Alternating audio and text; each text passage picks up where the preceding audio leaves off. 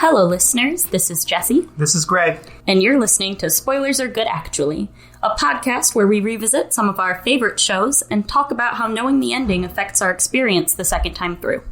Today we're watching Avatar: The Last Airbender, Book 1, Chapter 8, Winter Solstice, Part 2, Avatar Roku. That was a lot. It's a long name. Yeah. So the way this podcast works is we do start off with a spoiler-free section, and then we give you a nice little musical interlude, and we move on to the spoiler section. The spoiler section assumes that you have watched all of Avatar: The Last Airbender, all of Korra, read the spin-offs, or at least you don't care if we tell you what happens in them. This podcast is called Spoilers Are Good, Actually. Please believe us when we say spoilers are good.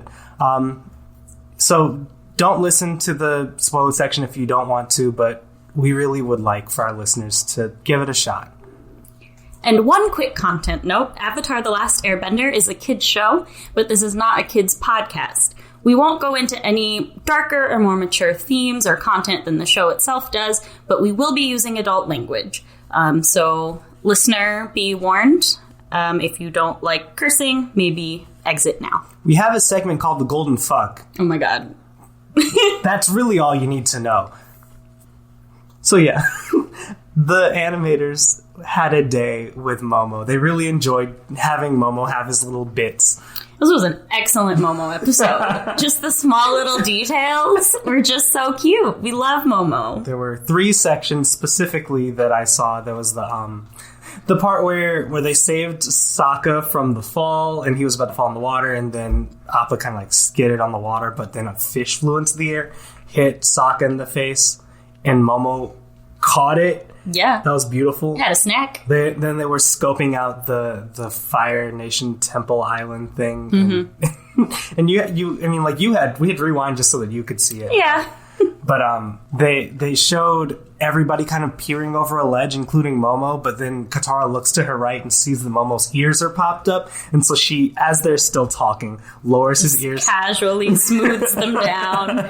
And then, at the end, Momo in that little fire sage hat. So cute! Where did he get it from? From a fire sage, obviously. I don't know why I asked. What a question. What a question. I also just enjoyed this episode a lot more than the first Winter Solstice. Oh my god, here episode. we are again. Don't do this to me. I like this a lot more than the first Winter Solstice episode. I mean, you could tell that they were building up to this one. This is the one they really cared about. Yeah, absolutely. It always just, I don't understand why they're called part 1 and 2. They're not really connected any more than most of the episodes are connected. It's very true. The dragon shows up and tells Aang, hey, this is the plot of the next episode, but you could have just left it separate. I think it was really just Nickelodeon wanted to push Avatar: The Last Airbender at this time, and they asked the directors, hey, when's a good time for us to make a 2-parter and give you guys a good block in the afternoon? Yeah, we can promote it, do all the ads for it, get people really hype. Pretty sure that's my guess. That's what I imagine it was. Yeah. On that note, we should probably get to our 10-word summaries so that we can remember what we're talking about. Sure. Do you want to go first or me? I'll go first. Okay. So I wrote, this is honestly not my best 10-word summary, but flying dodgeball, meet Roku in Volcano Temple, 6-month deadline. I said Avatar Roku sets the time limit in the Fire Nation. Okay, that's 10. Yeah. It felt like more. I know. Yeah, so, I mean, once again, I tried to get everything into 10 words, and then you tried to have one sentence that actually, grammatically makes sense about the main point. Whereas I'm just where can I take away words to fit more action? Mm-hmm. You have 4 or 5 2-word summaries. And I have one 10-word summary. It's not fair. So flying dodgeball. What a scene. That was one of the cooler action scenes. I love the fact that we got this really amazing, exciting action scene that wasn't just 2 people, multiple people, doesn't have to be 2 anymore, just like slinging fireballs and air blasts at each other. It was a chase scene, and it was really fun. It was really cool seeing Appa just like flying through the air, dodging these like burning missiles. By the way, I had a thought. Why do they have to like set them on fire? Like, for if you're trying to like destroy like a wooden ship or something, that's one thing. Mm-hmm. But they're really just trying to shoot a thingy out of the sky. Burning it doesn't really seem to make much difference. It just kind of slows down how quickly they can fire them. It is for dramatic effect. They're also the Fire Nation. It seems kind of just like intimidation. 100%. Don't forget, we have flames. Be afraid of us. What are these? Why are these rocks that are not burning flying at us? What is this? The Earth Kingdom? Listen, we're joking. But honestly, they could be that prejudiced. That's true. You're right. They might just straight up be like, we can't have them. Potentially thinking we're from the Earth Kingdom. It has to be on fire. Plus, there was like a stink bomb element with what I'm assuming is like sulfur or something to be flammable. Mm-hmm. Yeah, I mean, that makes sense. It was a thought that I had. Either way, just made the entire scene even cooler, where like they had Appa way up in the sky in the clouds, and then all of a sudden you just see like fireballs. And then and then I love the animation of this scene. All the stuff where they were in the clouds. First of all, just some, like, beautiful sky scenery, right? And then, like you said, the places where things kind of come up through the clouds is such a fun effect. And it really... Appa dodging. I'm a fireball.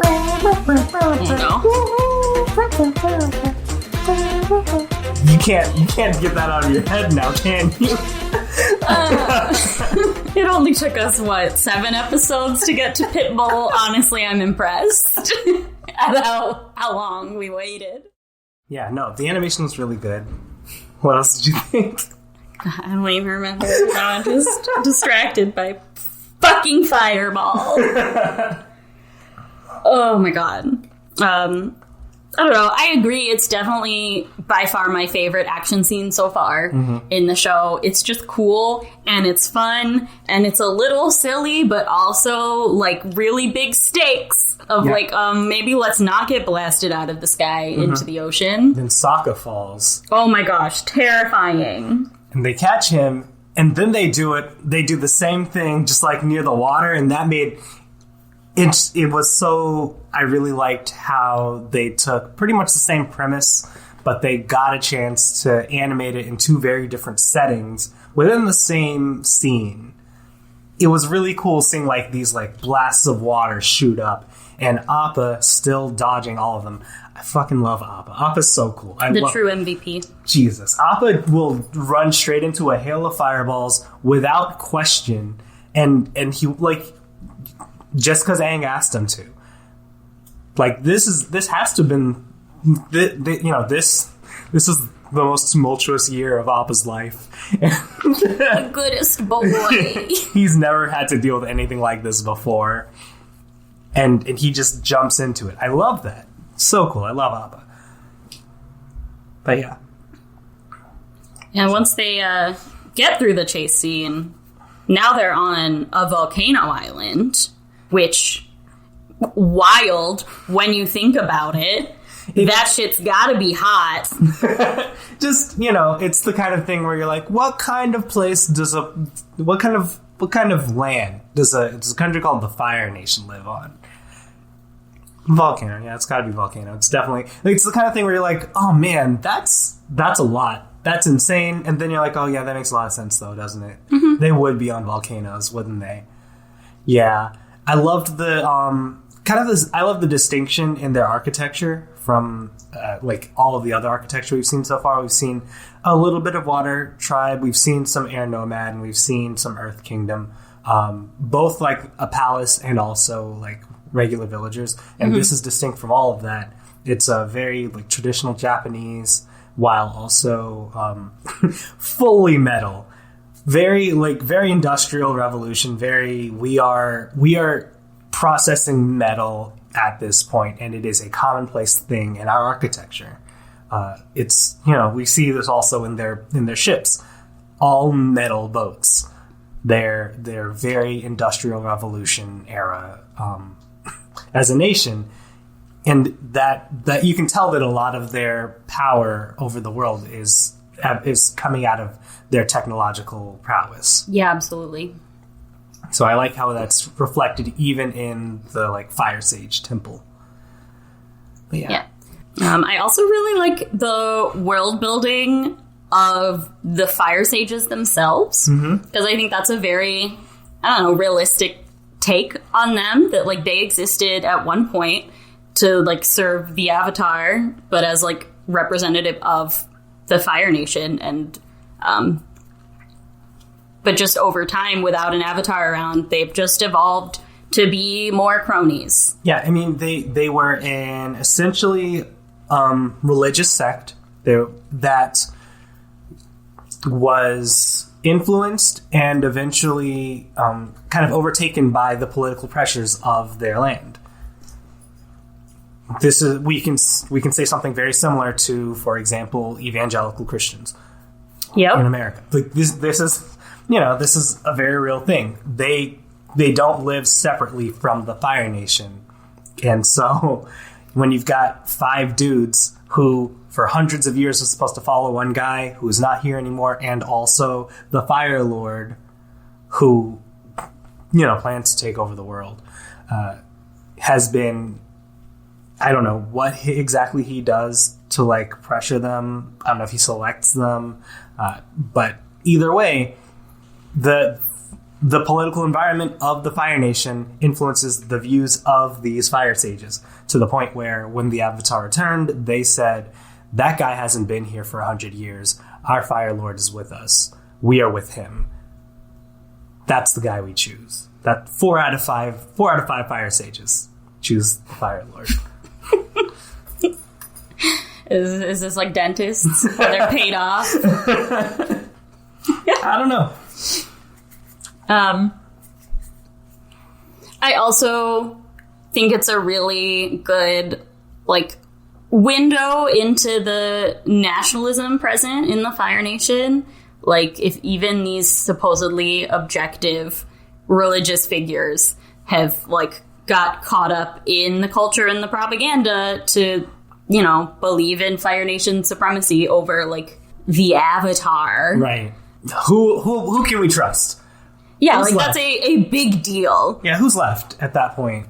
Honestly, you compared it to evangelicals. What it makes me think of more, though, is the Supreme Court. Just in this group that is supposed to be theoretically, just neutral, obeying some kind of, objective truth and values, and interpreting that and supporting that and promoting that, but just over time has become completely politicized. There's a good point there. Yeah, we don't really see how much, if any, power within the Fire Nation the Fire Sages have. Yeah. But you gotta assume some amount of power, or else the Ozai wouldn't have bothered to, control them. Yeah, we also we don't even know whether Ozai did anything to control them, or if he just happened to be the guy that they really like, Yeah. I feel like it's a fair assumption that... Yeah, at the very least, Ozai's probably got, a bounty on the Avatar, if nothing else, right? Mm-hmm. He's probably if you can turn in that one threat to my supreme rule over the world, I'd appreciate it. Thanks, guys. Mm-hmm. I do also like the character of... Was it Shiyu? Is that... Okay. I'm just remembering the subtitles, and my brain is forgetting the actual, way that it was said in the show. I think Shiyu. I think it was pronounced Shiyu, and you read it like Shiyu because it's Shyu. Yeah. But I'm pretty sure they pronounced it Shiyu. Anyway, I really like Shiyu as a character. I don't know, just because it is kind of hopeful and empowering to feel like one person can really make a difference. Mm-hmm. Like, of course, this is one person in a position of quite a bit of power. But I mean, that's significant too. I like having a person in a position of power opposing the status quo in the same way that we want them to, right? Mm-hmm. It also shows that the Fire Nation is not a monolith. They're not just evil nation. Yeah. They're not just a group of bad guys, and the moment you leave that group, you stop being a bad guy, and right? Like, it's not the same. It's a country. It is a nation of people with differing values that are impacted by different things. They have a different political environment, but, you know, people are capable of doing things like realizing that what your country is doing is wrong and acting against it. I like that. Yeah. So then we find out that the place that Aang is supposed to go is behind this big old door in the temple, and apparently the only person who can open it by themselves is not just the Avatar, but a fully realized Avatar, which I just find extreme. If 5 simultaneous fire blasts from regular-ass firebenders can open this door, I don't know why you have to be Avatar-level strong to make that amount of fire. Yeah, we talked about this. I was saying that, you know, it's basically you have to have the strength of 5 firebenders as opposed to being able to hit 5 things at once, right? Yeah. And I guess assuming the fire sages aren't decrepit, then, like, it's a tall task to ask any firebender to be able to do that. It's, you know, it's like and lifting a thing that it takes a normal strength, average, like, athletic human man to lift. And then saying, like, you gotta be one of the strongest people in the world to lift this.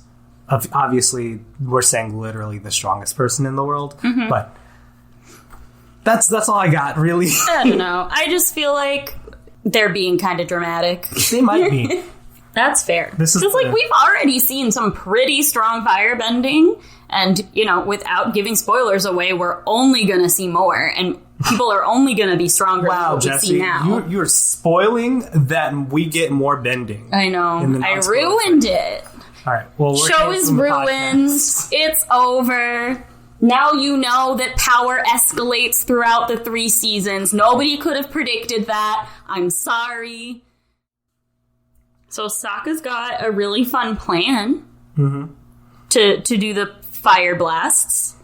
And, like, that kind of supports the Fire Sage's argument that, like, it's not just 5 blasts, right? But there's also a difference between, like, kind of an explosion near it and, like, a stream of fire. Yeah, the fire bending that we see, it's the properties of fire are interesting because, like, we've seen fire push people back before, and it doesn't work exactly the way you would expect fire to. So it's kind of it. But the main point is you have to be a firebender to do it. Yeah. Question for you: where did Sokka get the gunpowder? Sokka just out of nowhere made 5 explosives. Where did he get the gunpowder? And why did he have it? So my best theory would probably be that there is just, like, weapons arsenals in this temple. I mean, that was my theory too. Okay.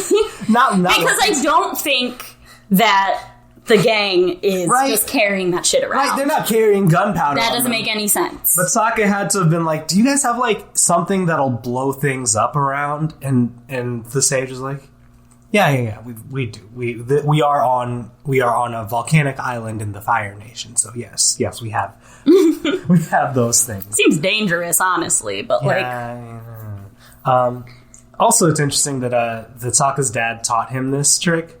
Again, just knowing where Sokka's from and the environment he was raised in. Where did he get the gunpowder and why? Why was he showing it to his kid? It's fine. I loved it either way. But yeah, so Sokka had a plan. They told us how it would work. It did not work. That's true. Then Katara had a plan. They did not tell us how it would work. And it worked. And it went off perfectly.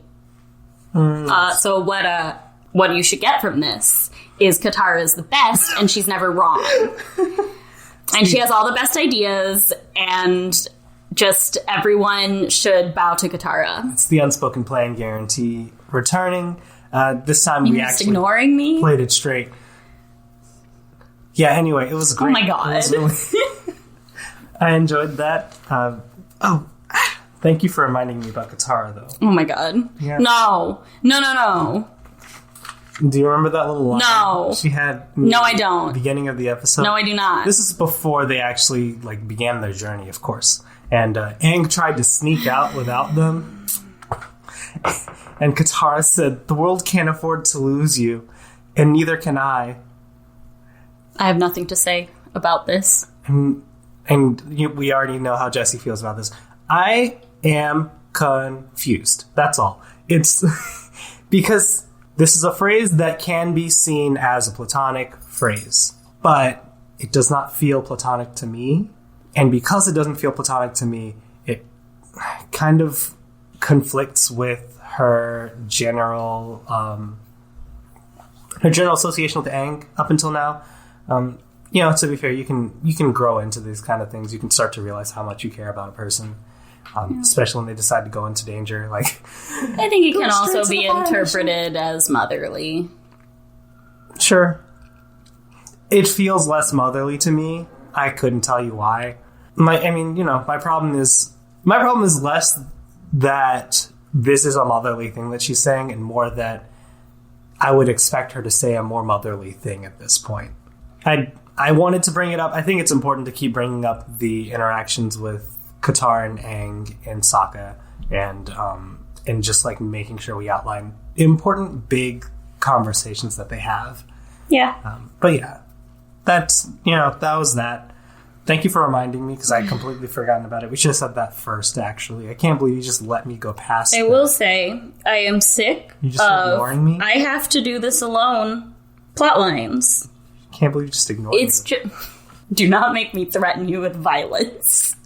I'm tired of protagonists just being convinced that I have to do this alone. Oh no, you can't go into danger for me. Why is this the fucking line, Aang? Of all the dangerous things that y'all have been doing? Well, they are going into the Fire Nation. This feels this feels different. This feels different from riding the Unagi or I don't know, fucking going off to the Air Nomad Temple. This feels like it's a different scale of danger. This is going into the land of the people that are trying to take over the world. Yeah, at least it got resolved very quickly, and that wasn't the plot of the episode. Got resolved in the way it usually does, by us ignoring the protagonist and going in anyway. Yeah. Shut up, protagonist. We're going with you. What do you think you're doing? And I don't know. It's not a bad lesson, or the theming of you don't need to do things alone, you can rely on your friends. Mm-hmm. I don't have a problem with that. It's just sometimes so cheesy and transparent, and why did we waste time on that? Yeah, I also feel it's a lot less, it hits a lot weaker when the protagonist hasn't lost a friend because of something they've done. To Aang's credit, he did lose his people, but he even blames himself. But this is not the same. It's not the same. And I don't think I can honestly say that I think that it stems from that kind of trauma. Really. Yeah, no. I don't think that seems related at all. Speaking of things that aren't related at all. Wow, that's a weird way to segue. Keep going. I know. I'm kind of proud of it. I just wanted to talk about the Avatar State theme and the music that plays whenever Aang goes into the Avatar State. We've heard bits and pieces of it a few times. This episode, I think we kind of just hear the tail end of it. But oh my god, the music in this show is so good. The track itself spends a whole minute just kind of building up, and it's kind of tense and just stressful, which I think is super interesting because it kind of emphasizes that this is not just cool power up No, Super Saiyan moment. These are the big guns. It's scary. Yeah. It is like a terrifying and serious and like out-of-body experience. And so it sounds kind of scary for this full minute of build-up, and then you have the resolution of like the soft chorus in this very like eerie but awe-inducing melody that just, it makes you feel all the things that you need to feel about the Avatar state, and I love it so much.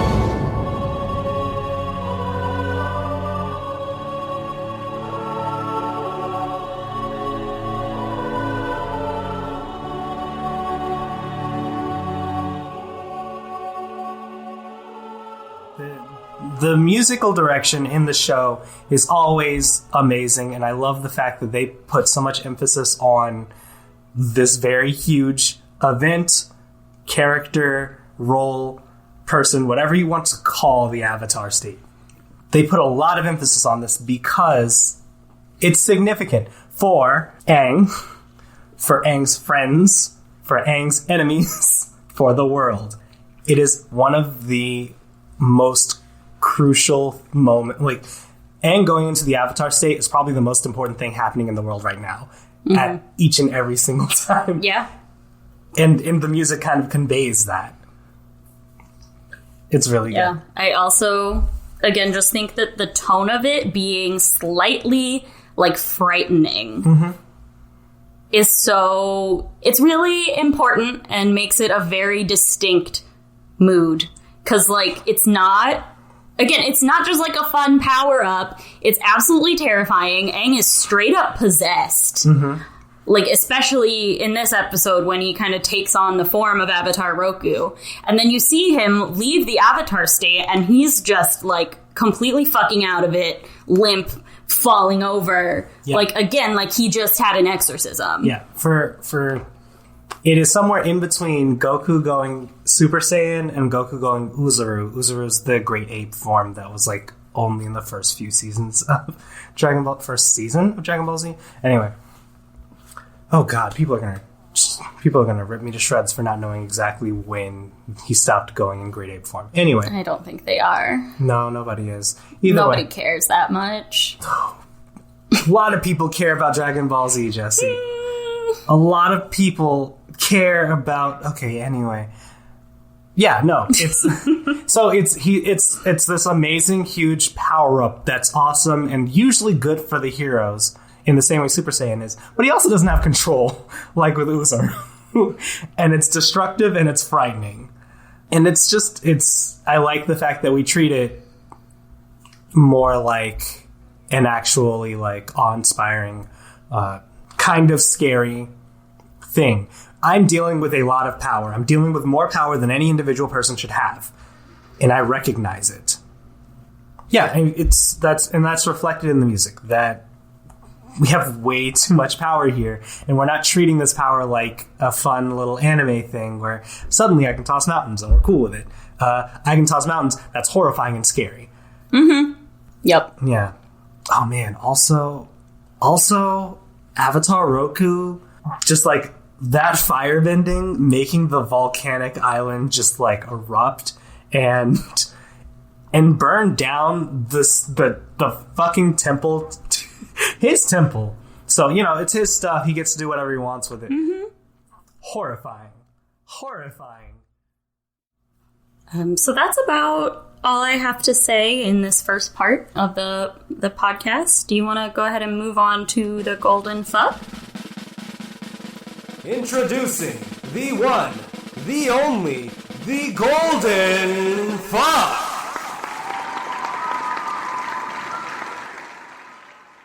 For those of you who are new to the podcast, the Golden Fuck is a segment that we do every episode, and it is based around one core principle, which is that in the American movie rating system, if you're going to be PG-13, you can only have so much adult language. And there's the arbitrary rule that you can say fuck exactly once. Wait, where did this rule come from? The MPAA? Oh, I've just never looked it up. I just assumed it was just a thing we said, Anyway, yeah, one fuck. No, it's a legitimate rule when they're rating movies. If you say fuck more than once, it has to be rated R. Yeah, anyway, keep going. Right, so what we do in the Golden Fuck is we each nominate a character, and we explain when and why they should be allowed to say fuck. The exact one time per episode to keep it PG-13. Yep. So I'll go ahead and go first.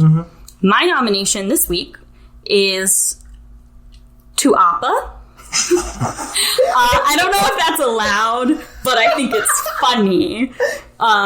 Keep going. Just near the beginning of the episode, when they're getting through the blockade, the first time that just a shit ton of fireballs come at him, and they have to suddenly swerve.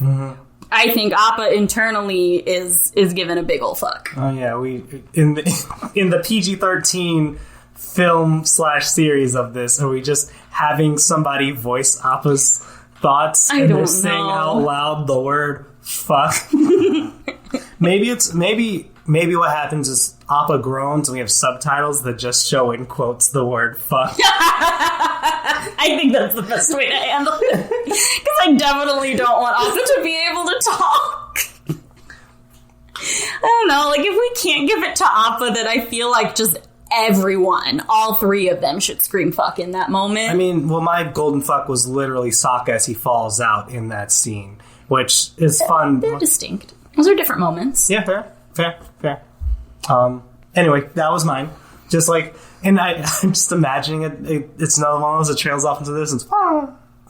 You know, like he starts off saying the like, you hear the F really clearly and you hear the and then it like peters out. You never actually hear the k at the end of it because he's so far away. I'm not sure if that... No? If that counts? Yeah. Huh. Like, you might be able to have a second one if you don't get all the way through the word fuck. But don't quote me on that. I am not an expert. No. Are you not? I thought you were with the MPAA. Yes, actually. Damn. I laughed at Appa's a lot more than I laughed at mine, so I'm going to vote for that one. That's true. I also don't want to, like, take away from the seriousness in the moment where Sokka falls out. Because, like... That was horrifying. Yeah. It's scary. And I think it's more impactful if you let it just kind of be scary.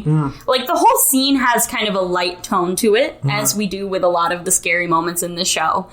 Just kind of make it a little silly to take the edge off, but they didn't add any jokes to that moment. It's just terrifying. Yeah, I also... and intense, and I wouldn't want to take away from that. I also liked, and I'm sorry that we're going a little bit back into non-spoiler segment moments, but I liked how when they caught Sokka, they didn't do the thing where we land under you and you land directly in the in the saddle or whatever, just like slightly above the ground that would have killed you. They actually like caught his hand and pulled him in, and like it was clear that Appa was adjusting his velocity to match Sokka. Yeah. I liked that. That was good. It's still, it's fine. It's still kind of close, and he still probably had to adjust a lot. So Sokka probably still should have like at least broken his arm or something, but it's fine. Where I'm not going to get too into that. I just enjoyed it. I liked how they did it. But yeah, that the golden fuck goes to Appa. Amazing. I love it. Appa in the subtitles. Excellent.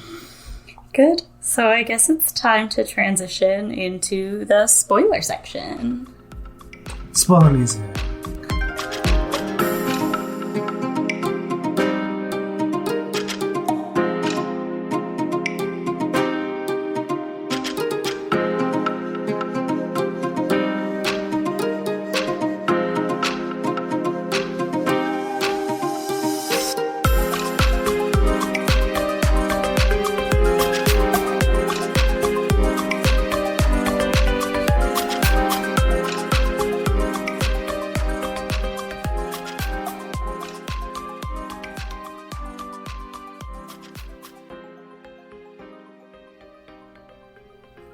Coming back from the spoiler music. Oh my god. And Jesse.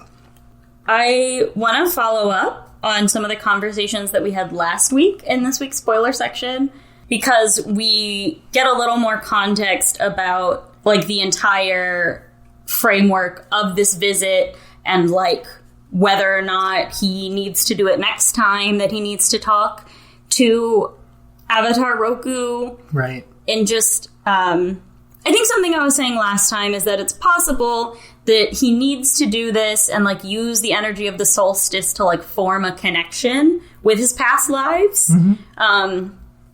And then after that, he can kind of access it easier now that that has been, like, opened for him. Mm. And some of the stuff in this episode really supported that. Such as the fire sages saying if the Avatar contacts Roku, who knows how strong he'll become. That implies that, like, they kind of know how it works and that it's powering him up by having this interaction somehow. And then also Roku directly tells him, like, you'll figure it out if you need to talk to me again. Yeah. Like, you don't need to come here anymore. Yeah. I think a big part of it was that Aang needed to be told directly by Roku, hey, I'm around. You can reach me. My theory last episode was that near the end of the series, we're close to another major point because we'd had, this is Winter Solstice. Summer Solstice, I think had already passed. I don't know. They had the summer eclipse at that point. And I was figuring that, like, maybe they were close to another major point. And that's why Aang was so easily able to access his other past avatars. But the fact is, Roku says here, I am a part of you. If you need me, call me, beat me if you want to reach me. Oh no. And yeah, so I think that it's less about timing after this first time and more about Aang realizing that he just needs to look inwardly and he can reach the Avatar. Does Aang give that advice to Korra? I don't think he does. I think because God. No, I don't fully remember Korra as well. I've only seen that one 3 times. Korra meets Aang exactly once, unless I'm misremembering or she met with him times that we didn't see on screen, and that was the end of season 1. I don't think he said anything particularly helpful at that point. He said something along the lines of when we're at our lowest is when we're open to the most change, I think. And I'm upset, less at Aang and more at the creators for not giving Aang more of a role in Korra's development as an avatar, especially considering that this was explicitly Korra's weakness as the avatar. Mm-hmm. Yeah, I mean, it's kind of a cyclical thing, though, because part of her, like, not being as connected with her avatar spirits is because she's having trouble with the spirituality aspect, and, like, but it would help her with their spirituality if she could contact them, and vice versa. And it's just like, something's gotta give in one of them for it to start circling in a positive direction instead of them just making each other worse. Yeah. It's, and I get that. I'm just a little frustrated that the one that needed the least help got the most help, and the one that needed the most help got the least. Yeah. Aang's a monk. He would have figured it out. I believe in the kid. Korra struggled for real reasons. She had a lot of traumas that hit her very close to each other. She needed the help, and she didn't get it. Narratively, it made a different story, and it was still an interesting one. But there were just things that we missed out on that I think we could have gotten more of. Korra-Aang interactions would have been nice. Yeah. And frankly, like, from a showrunner's perspective, why would you not want to put more Aang in there? Not from my perspective. But from their perspective, like, Aang is clearly, he's the selling point of the whole entire fucking franchise. I mean, I think that there's we're going into the weeds here, but I'm going to say this part, and then if you got anything else, I'll probably just leave it alone. I think that a big part of it was that they did not want Korra, the show, to be just a thing in the shadow of Avatar: The Last Airbender. That's why they killed off Aang and all the past avatars. It's both, like, narratively a thing that's happening, but also a signal to the viewers, this is not that show. This is separate, it's different, it is kind of paving its own path away from this other show. You should not be holding them against each other and trying to compare them in this way. They're just not, we're removing that link because we don't want that to be like the main thing here. I mean, that's a good point.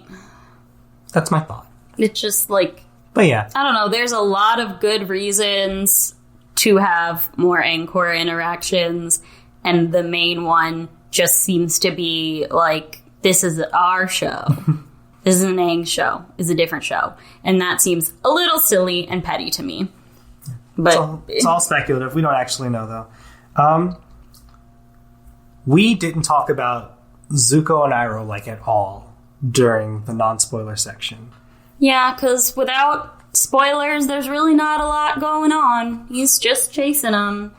You get some more, like, tidbits and reinforcements of this whole idea that, like, you were banished. Don't fucking do that. Like, please remember you are banished. And Zuko being, like, a stubborn little sad dipshit. But, like, Dad will understand. He'll get it. So we get that. But without the context, it's just kind of furthering the mystery of this relationship and, like, establishing more about that character, but nothing especially new.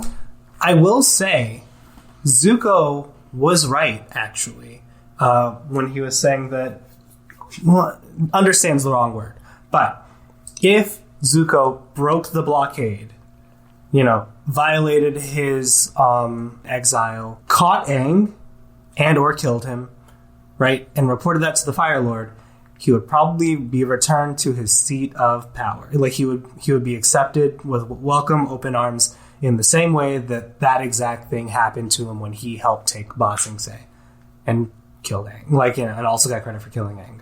I think the Fire Lord would have been like, way to fucking go. You did something useful in your life. Thank you. Come back. You're good now. So, the thing is, what Zuko wants is his father's love. That's not what he's getting. And he realizes this in season 3 anyway. I mean, yeah. I don't know. I think, like Iroh said, like, you give Ozai too much credit. Yeah.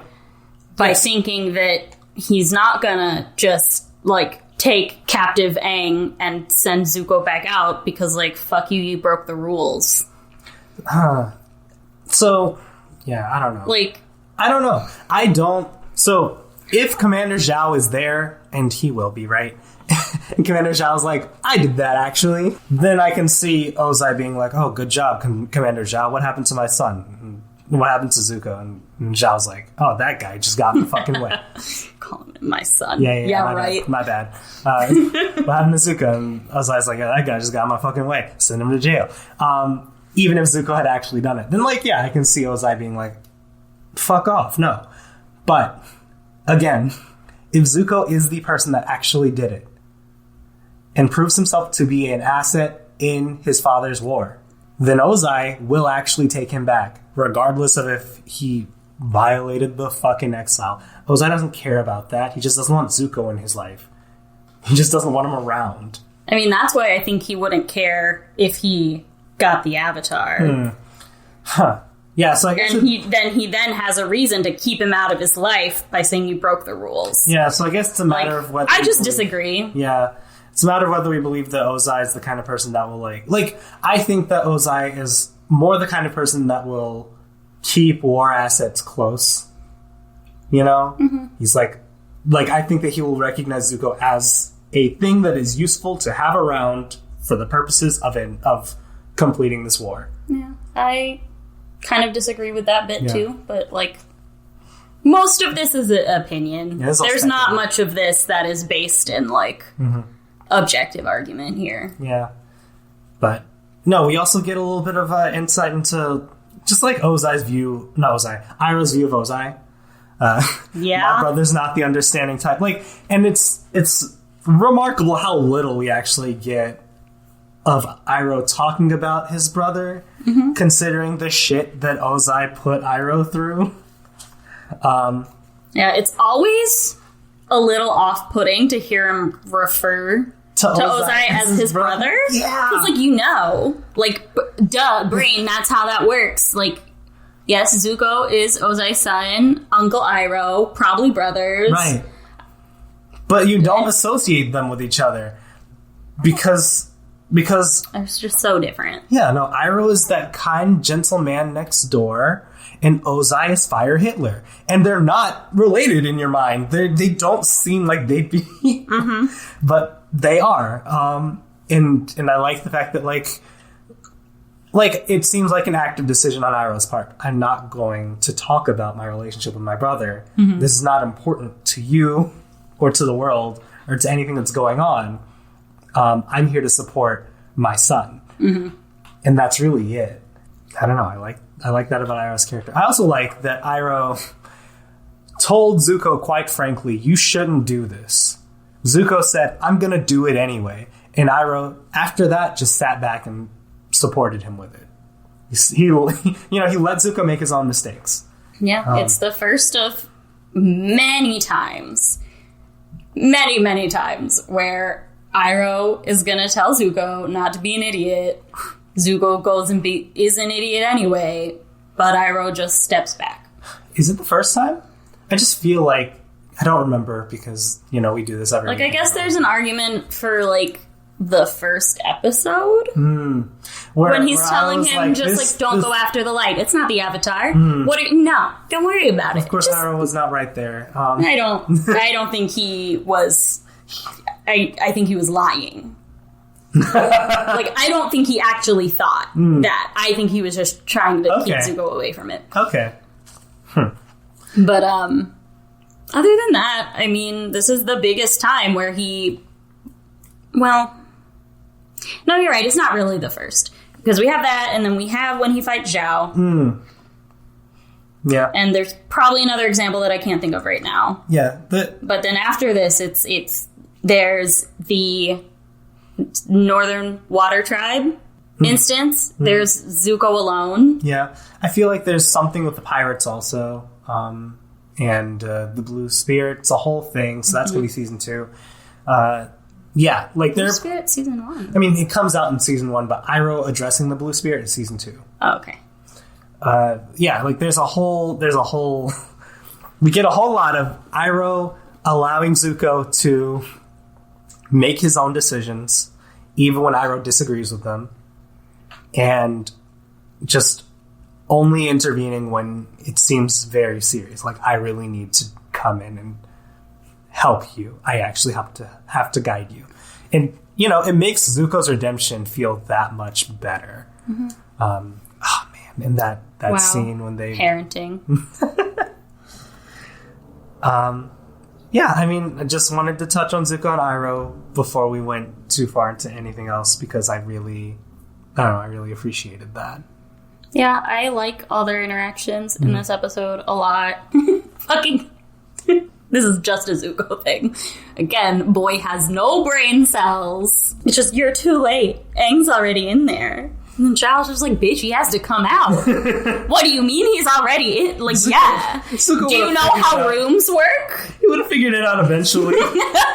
Oh, God, we love him. Let's be fair to Zuko. Did Zuko see the inside of that room? Like, at all? I mean, no. I feel like it's a pretty safe assumption that that's the only entrance. There's no other door. Like, obviously that's kind of the whole point. There's no window. I'm trying to give him credit. No. Well, he does have a pretty clever idea earlier in the episode when he tries to throw Zhao off with his smoke, and then he just takes his tiny boat. Oh, yeah. Because I was like, that's not going to work. And then... Please note, everyone, I've watched this series many times. I know. I know the plot points. I knew that Zhao was going to catch up and, be there at the end. And even still, when Zuko, did the smoke screen thing, when he first proposed the plan, I was like, that's not going to work. And then he, showed that he had this tiny ball. I was like, oh, that's really smart. That might actually work. It doesn't work. I know it doesn't, because Zhao still shows up at the end. He still finds him. Anyway. It's a good idea, just imperfectly executed. you know, it's a good. I liked this episode as a whole. It was very good. It feels like this is one of those episodes where we like raise the stakes. We are setting the time limit here. We got like what, 6 months or something like that. You were saying like I think at best 8 months because we're on the winter solstice, right? Which we need to do it by end of summer. Winter solstice in the real world is mid-December. I'm pretty sure. Okay, because that's officially fall to winter. Okay. Jesus. Anyway, and then summer solstice is the official like spring to summer, and that is. Usually it's around my birthday, so it's like June 22nd or 1st or something like that. Mm-hmm. And so theoretically, like end of summer could still be like August. So we got December to August. Yeah. That's not a long time. You have that much time to find a master to teach you 3 different distinct styles of martial arts, and you must become a master at them, or at least good enough at them to beat Fire Hitler. Yeah, big ask. Yeah. Also, while you're at it, you should also be working on like accessing your Avatar spirit and controlling this superpower that's basically Super Saiyan, but as dangerous as the Uzaru. Do that also, please. Thank you. Anything else? Yeah, I mean, I feel like this episode is kind of a turning point from kind of more lighthearted, episodic into, okay, here's the beginning of like the long-term 3-arc plot. Yeah, hey guys, here's the plot that we were taught that we were gonna, do. We've been messing around for a bit, but like we're actually gonna do the plot now. Mm-hmm. And there's a few exceptions, but the second half of the season is pretty like. You got big episodes like the waterbending scroll. We've got the everything in the water tribe. Yeah, Siege and Bossing Say the northern water tribe siege, and got unfortunately the we also have Great Divide and Cave of Two Lovers. Great Divide's very important. No, it's not. Yeah, Cave of Two Lovers is season 1. No, it's season 2. It's season 2? Yeah. I always forget this. Cave of Two Lovers is on their way. Because I just like put them together in my mind as like the 2 episodes that we could that would improve the show if we got rid of them. Ooh, Cave of Two Lovers though, so good, so good. Actually, 1 per season. 1 per season. There's fucking Great Divide. Fuck that shit. Cave of Two Lovers. Get out of my face. Stupid. Pointless. Waste of my time. And then Nightmares and Daydreams. Yeah, Cave of Two Lovers is season 2, and I know this because they're on their way back to Omashu at this point. Yes. It's their return to Omashu. Anyway. Yes, we've had this exact conversation multiple times, and you always remind me, like, they're going back to Omashu, and I'm like, oh yeah, I knew that. Somewhere in my brain. Somewhere in your brain. But if you're lost, you can't lose love because it's in your heart. Oh god, that's horrifying. Never do that again, please. I'm gonna practice. Like you can sing. No, I can't. I mean, like, you're allowed to sing. No, I'm not. Like, that's fine. No, it's not. Because sometimes you can sing poorly and it's okay. No, it's not. Whatever you just did was not. Yes, it was. I've been trying to be nice to you. I know. All right, fine. Never again. All right, so that's all we have today for Book 1, Chapter 8, The Winter Solstice Part 2, Avatar Roku. We hope you'll join us next time when we discuss Book 1, Chapter 9, The Waterbending Scroll. And please, in the meantime, check us out on Twitter, @SpoilersAreGood. We'd love to hear your feedback. Yeah, we might even post a picture of our dog on it. Maybe. We'll see. Please post a picture of Chewie. Okay. Until next time, remember, just because it's spoiled doesn't mean it's rotten. Bye, everyone. Bye.